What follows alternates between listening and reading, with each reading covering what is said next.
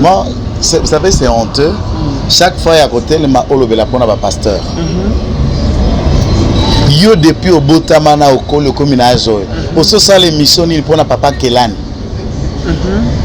Yo nanenge papa Jacques Vernon que son âme repose en paix. Au ça l'émission il pour un pasteur Jacques Vernon. Pour un pasteur Bondo Restama, pasteur Israël Ntembe. Papa, ce que vous êtes tata pasteur, vous faites correctement votre ministère. Vous dirigez bien votre foyer. Mais si ce que vous faites intéresse la société, va découvrir derrière casquette et à pasteur quel aventurier se cache, quel malhonnête se cache. On va citer votre nom. Vous allez vous prendre, on va vous répondre. Nous tous avons menacé à des avocats. Si vous êtes pasteur, faites correctement ton travail. Nul ne va se foutre dans tes affaires là. Si vous êtes pasteur, derrière la Bible et que vous jouez des gens, vous faites ce que vous faites, les gens vont en parler. Et notre client ne se réservera pas de citer votre nom tous les jours. Vous portez plainte, on va vous répondre. Vis correctement. Teya liloba na nzambe, banga nzambe. Tambola na kindumba te kili. Bosa na bo divorcer le lo comme en grossette. Bakoloba. Oskoroke mbongo bakoloba. Baloba te pour nani. Yo zo benga bato bangisa yo nani. Otosa ba analyse sina komona ete. Muta sali mabe, ata sali mabe. Atozo sala msala na yo bien, les gens doivent analyser ton travail puisqu'un pasteur c'est un homme de la société. Les gens doivent apprécier le travail na yo et prédicateur d'évangile dans la société. Et on doit critiquer le pour le contre pour améliorer. Yesu ba otanga ekombo mikonoso. Bongo yo batanga te poani. Komba Yesu toti kate bongo ya yo na Yesu yani na kikilo. Pourquoi personne ko papa?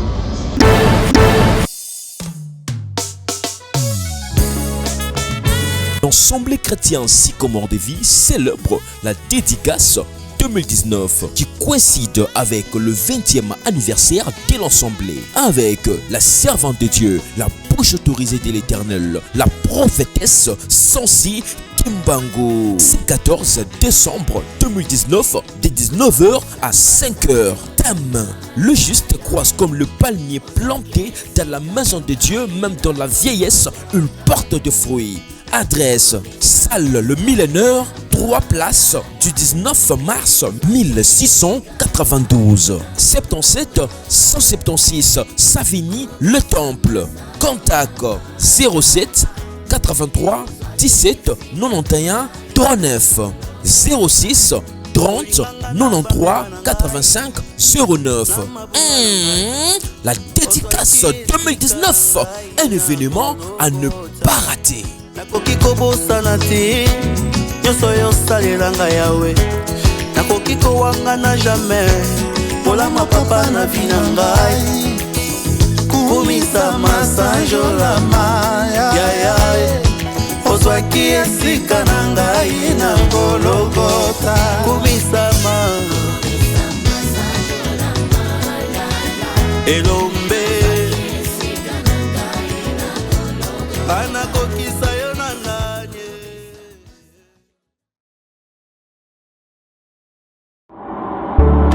Bongola meso mwene fongola misu omona pe fongola matoi oyoka sango ya Mutuelle Misunga oyo eyeli bino bakongole nyonso oyo bobelaka bamaladi ya ndenge na ndenge oyo bozali pe na makoki ya kozwa ba soin de santé te ezala awa na mboka na biso to pe na libanda ya mboka na biso. Pona yango esengeli koyeba kaka ke na dollar na yo ya pamba oyo okobanda kofuta chaque fin ya mois okobanda kozwa ba soins de santé awa na mboka na biso même na libanda ya mboka na biso soki maladi na yo esengi bongo pe check up okobanda kozwa yango chaque semaine kaka ndenge yo moko olingi ya kosamba pe tembezali te bino moko botala mama Colette oyo azalaki kobela kasi maladi na ye esengaki ke akende kozwa soins de santé na libanda ya mboka tala ndenge Mutuelle Misunga ezwake en charge na nyonso ko banda Kinshasa bino moko botala ndenge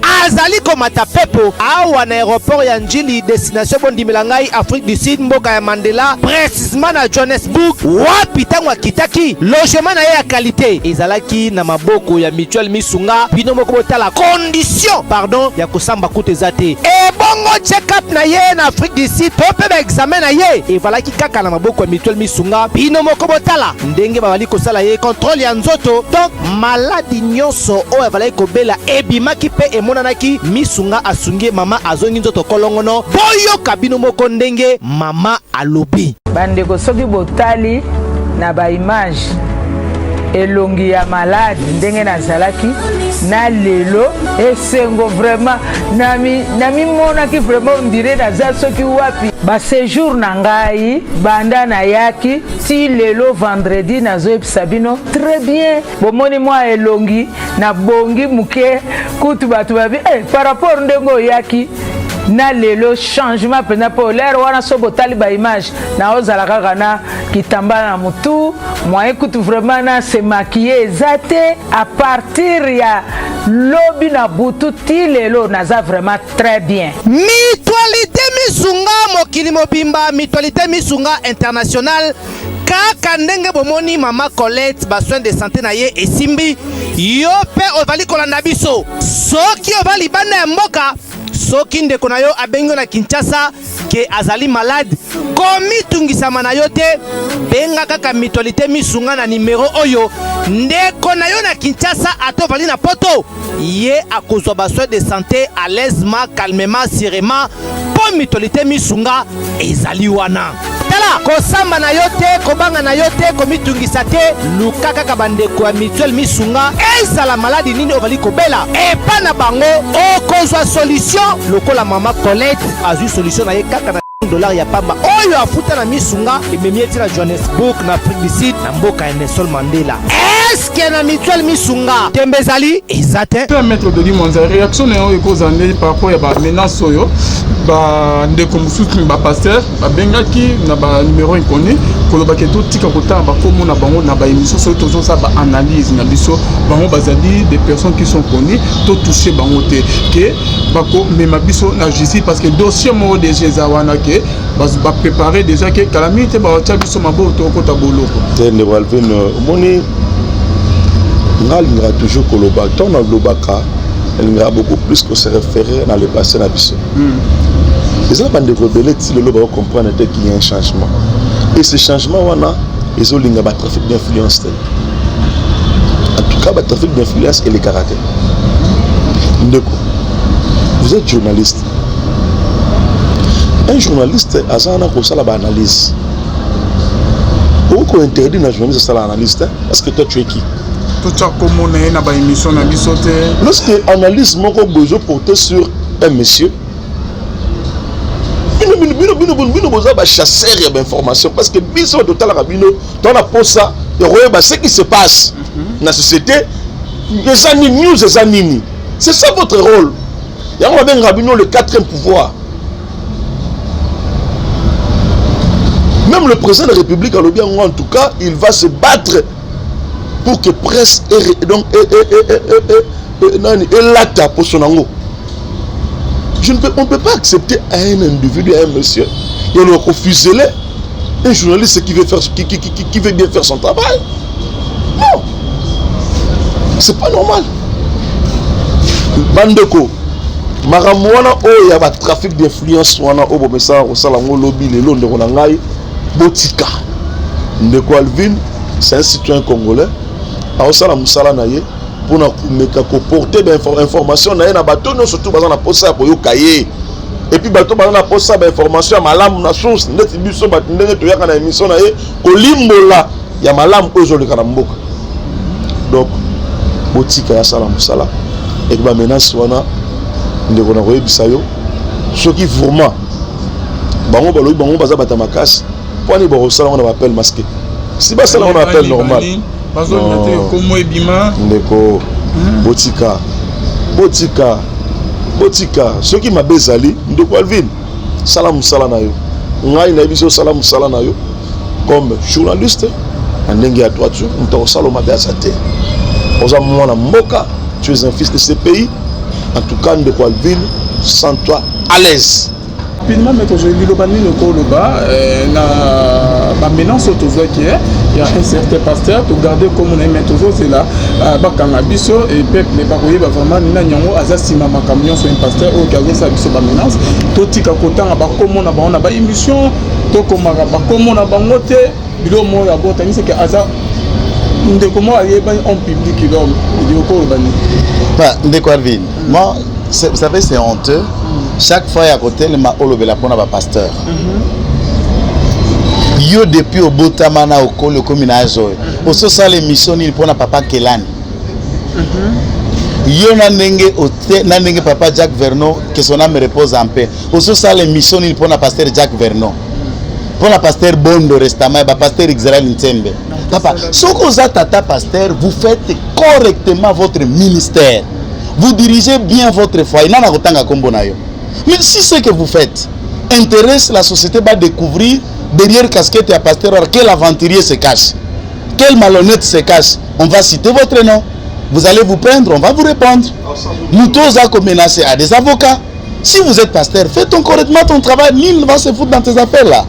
Si vous êtes pasteur, derrière la Bible et que vous jouez des gens, vous faites ce que vous faites, les gens vont en parler. Et notre client ne se réservera pas de citer votre nom tous les jours. Vous portez plainte, on va vous répondre. Vis correctement, teya liloba na nzambe, banga nzambe.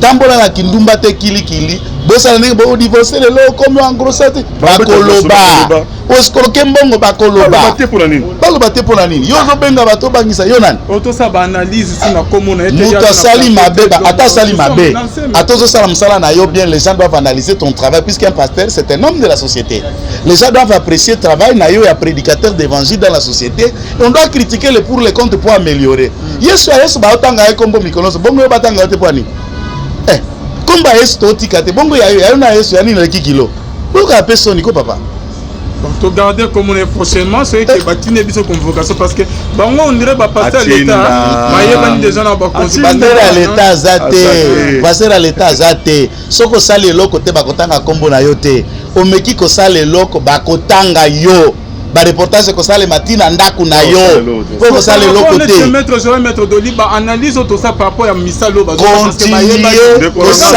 analyse qui taka dans la profondeur étale tout à travers le monde il y a des people press on les dit et tout le monde doit savoir vous êtes politique vous êtes sportif vous êtes ici les gens doivent savoir qu'est-ce que vous faites derrière là et vous êtes pasteur vous vivez des offrandes vous vivez de ceci on vous voit vous êtes tout ce que vous êtes et les gens ne doivent pas critiquer ni analyser derrière vous yesu oya sali yo koma mutu batanga ke bazo critiquer bazo analyser bible mikolonios et kaka yo batanga te papa yo ka pesoni on va vous parler de vous on va citer et arrêtez de menacer notre client ça nous vous mettons en garde si on vous menace nous avons des éléments c'est nous qui portions plainte contre vous comme des plaintes aux anges d'extraction et pas ya bato baza kolana vous allez les regretter parce qu'il n'y a pas la justice n'est pas pour vous et ça pour na mutu nyonso na journaliste na yo pasteur na yo pasteur te faut pas intimider les gens eh bien sûr il ne doit pas intimider les gens ce dossier Zali de Qualvin naïf ça vaut toujours ce dossier Zali et ya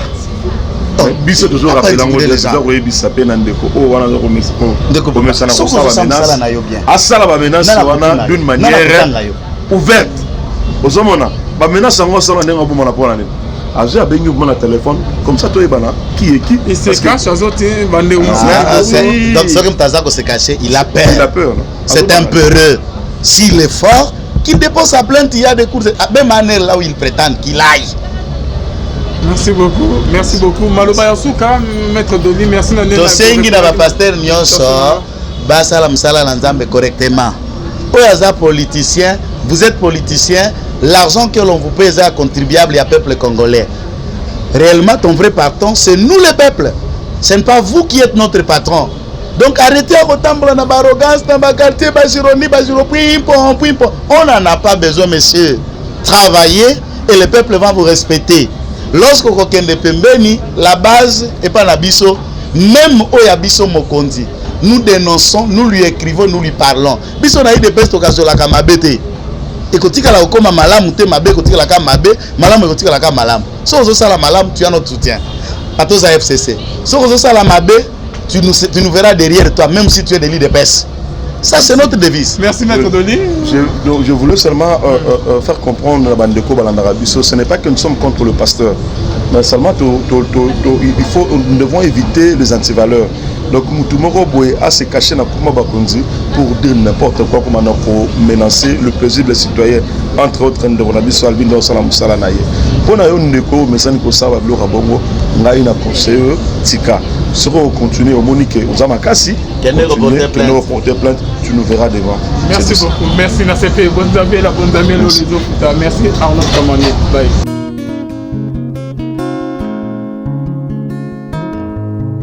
Le temps passe, elle ne s'arrête jamais. Alors réveille-toi mon ami. Et tout ce qui nous quitte chaque jour, laisse que cela nous serve de leçon. Car à chacun son jour, à chacun son tour. Peut-être demain sera ton tour. Alors réveille-toi et prépare ton âme. Car un jour. Oh, oh, oh, hey. Oh, oh, oh, hey. Le temps passe, le jour s'envole, s'en va si vite sans laisser de traces. Hey. Comment faire pour l'arrêter, car il nous amène vers le jour de départ. Yeah. Tout s'effort avant nous, n'ont pu l'arrêter. Il s'en va sans arrêt, sans pitié, ni nous laisse le temps de faire nos bagages, et de tout mener. Le temps passe, le jour s'envole, s'en va si vite sans laisser de traces. Comment faire pour l'arrêter, car il nous amène vers le jour de départ. Tous ces forts avant nous n'ont pu l'arrêter. Il s'en va sans arrêt, sans pitié, ni nous laisse le temps de faire nos bagages et de tout amener. Il s'en va seul sans nous. Faut me perdre tout plutôt que de perdre son âme. À quoi bon tout gagner, mais sera que vanité. À quoi bon tout gagner, perdre son âme si l'on est censé de tout laisser. Moninga, verser le sang de l'autre, demain sera le tour, tu seras seul comme dans un miroir. À quoi bon tout gagner, perdre son âme si l'on est censé de tout laisser. Moninga, verser le sang de l'autre, demain sera le tour, tu seras seul comme dans un miroir. Où tu rendras compte devant le Seigneur toute ta vie sur terre. Après avoir tout gagné, l'on s'en va seul, sans rien amener. Faut me perdre tout plutôt que de perdre son âme. À quoi bon tout gagner, demain sera que vanité. Faut me perdre tout plutôt que de perdre son âme. À quoi bon tout gagner, demain sera que vanité.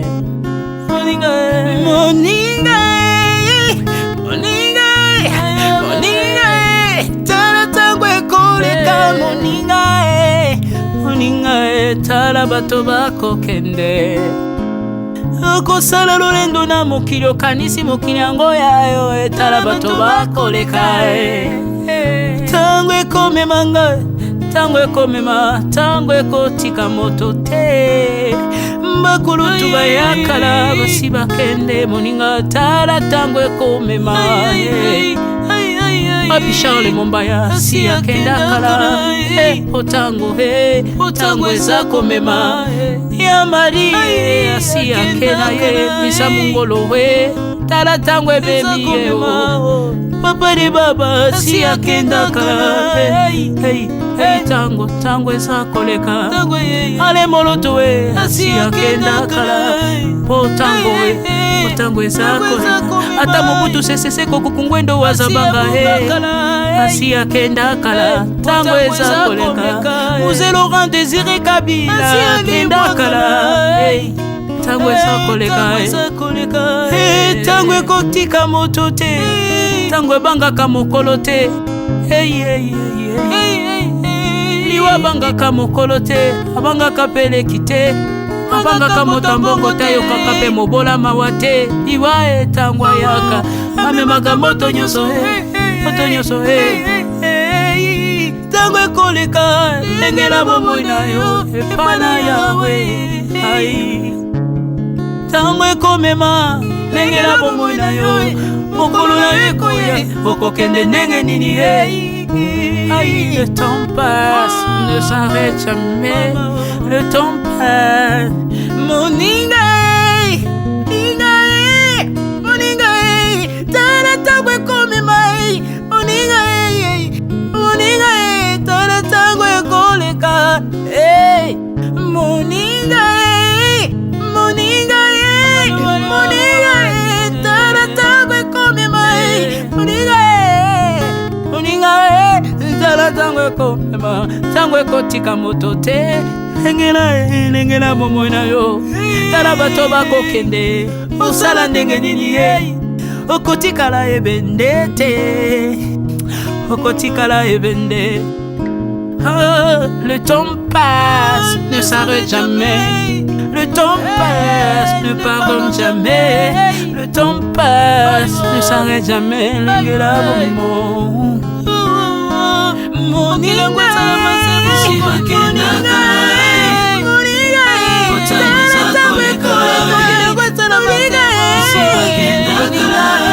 tala tango ekoleka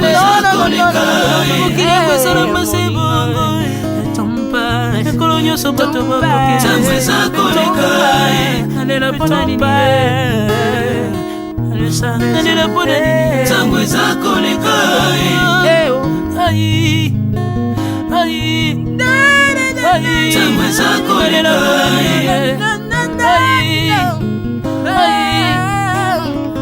tango eza koleka le temps passe.